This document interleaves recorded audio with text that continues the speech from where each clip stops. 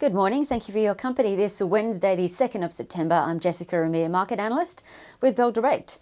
All records were smashed in the US overnight for two reasons. First, the US factory activity in August saw its biggest expansion since November 2018, with supply chains restarting and employees returning to work, with activity rising for the first full month since COVID-19. And secondly, we saw video conferencing company Zoom report a massive 360% jump in revenue, pushing its shares up a massive 41%. Industrial stocks like Caterpillar and 3M got a kick, while Apple shares rose 4%, leading larger tech stocks up, while Tesla shares went the other way, falling 2% after announcing it's selling up to $5 billion in stock following its smashing rally. The S&P 500 ended 0.7% higher, closing at a brand new record high, while the Nasdaq soared 1.4%, also breaking its prior record.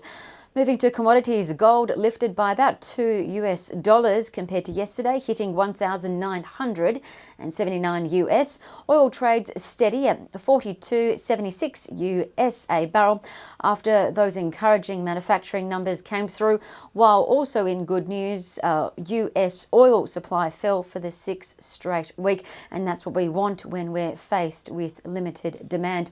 Now, what to watch or note today? Well, firstly, the Aussie share market should see a lift today. The futures are suggesting a 0.4% rally.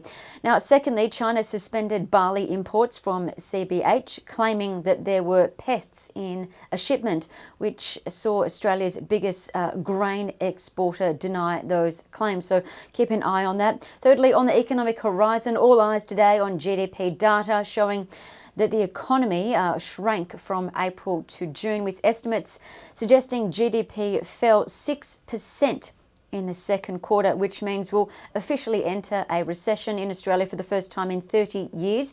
It is important to note, though, that although this is very dire data, economists are focused on the recovery, and if this fall in national income today is larger than expected, expect the market to retreat. If it's better, expect a bit of a rally.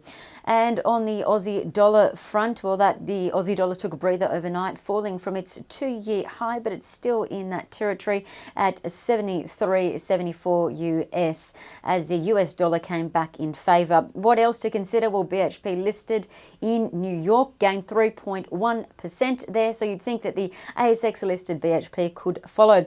Now, for three quick trading ideas, well, Zip, Z1P, was downgraded to a sell by Citi, giving it a price target of $6.90. Yesterday, Zip fell 13% to $7.99. However, Zip has outperformed the market of late. It's up about 35% in the last month. But the entry to PayPal really increases concerns over the medium term. In particular, Zip's acquisition of QuadPay could go head-to-head with PayPal's Pay in Full. Hence, Citi downgraded Zip to a sell.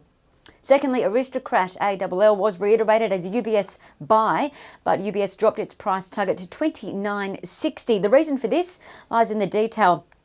85% or over of US casinos remain open, and 90% of these machines there are switched on, but the margins are muted.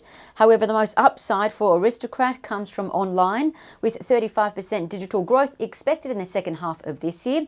All in all, UBS decreased ALL's EPS this year and increased its earnings estimates for next year.